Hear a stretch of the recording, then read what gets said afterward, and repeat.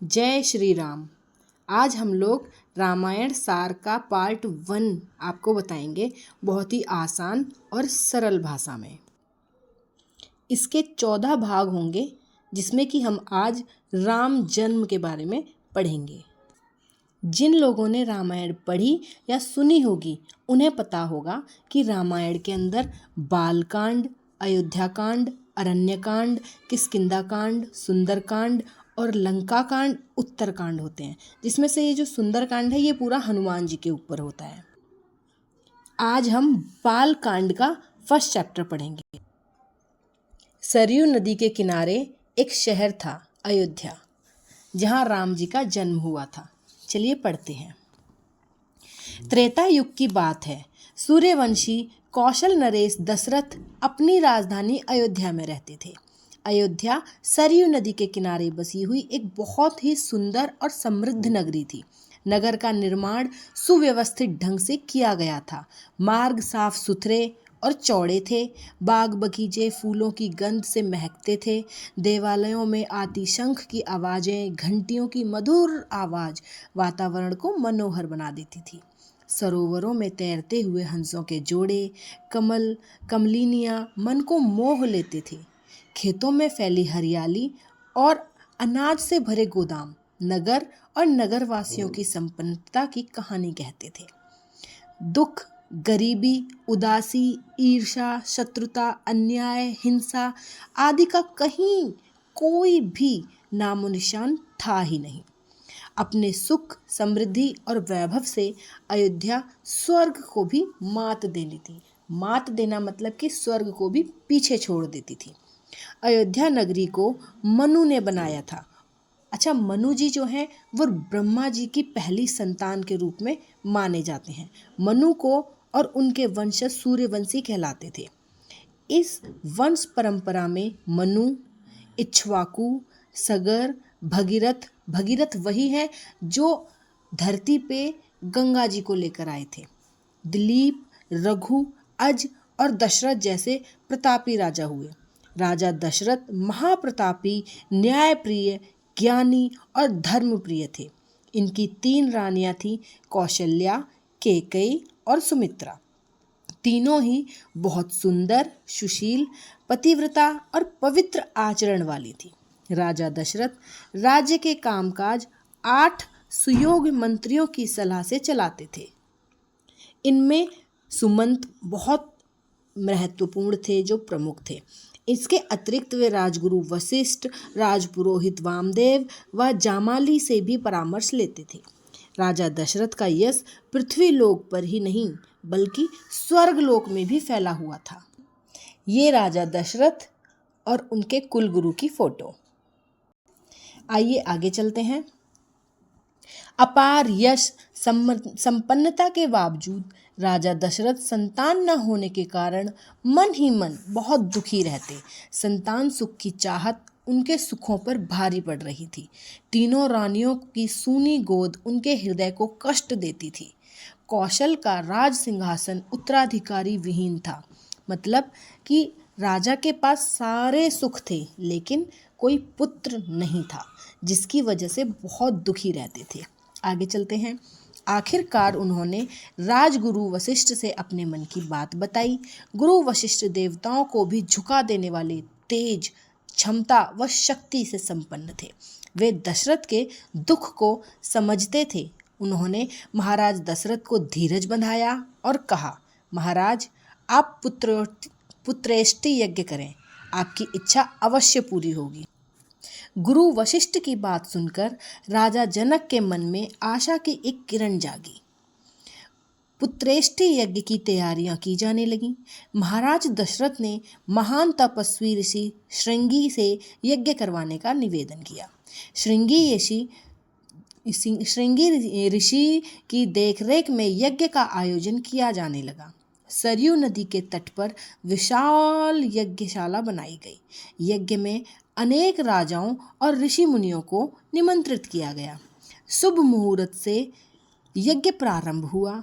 शंख ध्वनि और मंत्रों के उच्चारण के बीच आहुतियां डाली जाने लगीं। राजा दशरथ के साथ या राजा दशरथ के हाथ में अंतिम आहुति पड़ते ही यज्ञ के हवन कुंड से अग्निदेव स्वयं प्रकट हुए।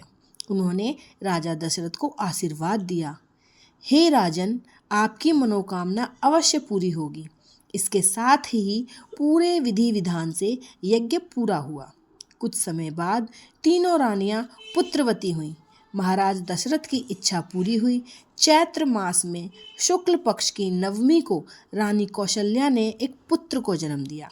इसके बाद रानी कैकेयी ने एक और रानी सुमित्रा ने 2 पुत्रों को जन्म दिया। चारों राजकुमारों के जन्म का समाचार सुनकर अयोध्या निवासी खुशी से झूम उठे। महाराज दशरथ, रानियां, मंत्रीगण, सभासद और नगरवासी सभी बहुत प्रसन्न थे। उनकी बरसों की मनोकामना जो पूरी हुई थी। कोषागार, अन्नागार के द्वार खोल दिए गए। देखिए चित्र में किस तरीके से दिखाया गया है कि राजा दशरथ अपने चारों पुत्रों के साथ कैसे आनंदित हो रहे हैं। चलिए आगे चलते हैं। नगर में बधाइयाँ और मंगल गीत गाए जाने लगे। चारों ओर उत्सव का माहौल था। नगरवासी आनंद विभोर होकर एक दूसरे को अबीर, चंदन, गुलाल, इत्र आदि डालकर मगन होकर नाच रहे थे। कुछ समय बाद चारों शिशुओं का नामकरण संस्कार हुआ।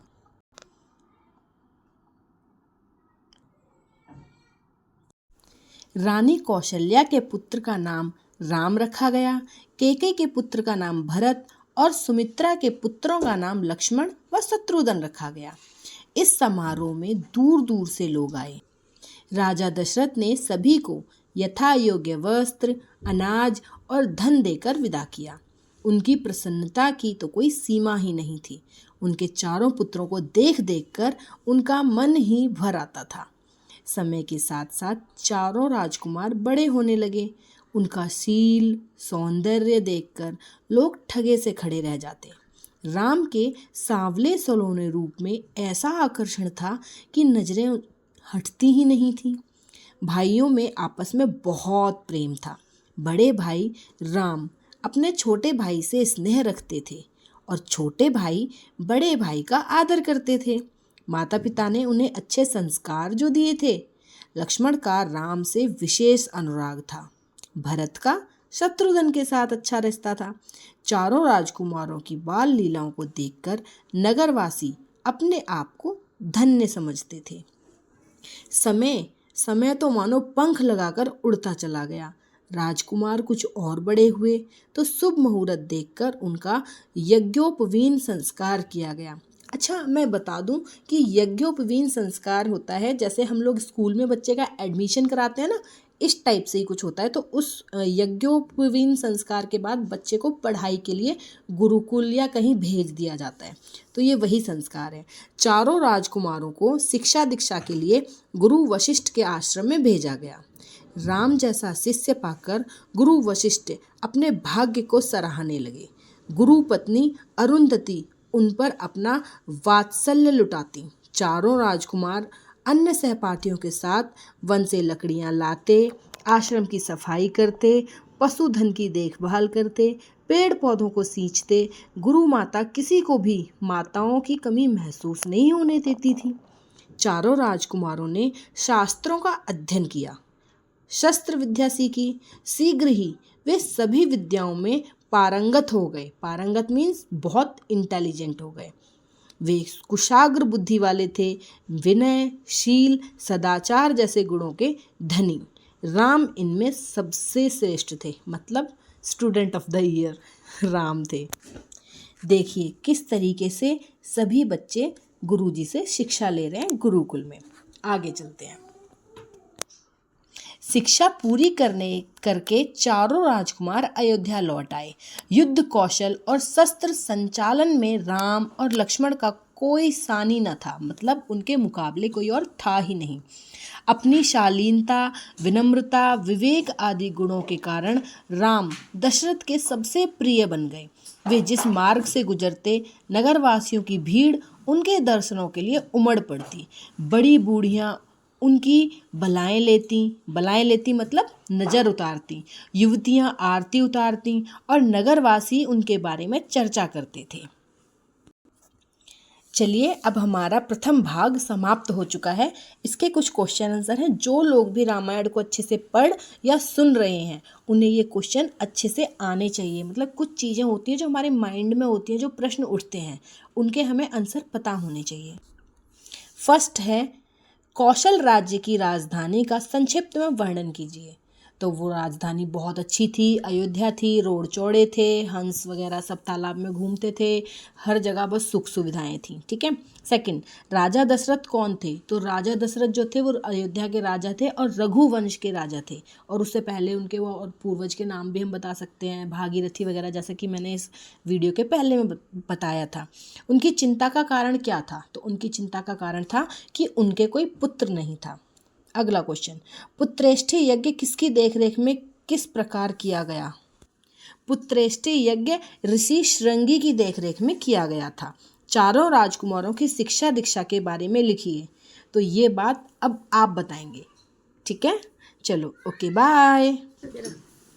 चलो जी, जय श्री राम। अब अगला एपिसोड जो कल होगा पार्ट 2 उसमें बताएंगे। ठीक है।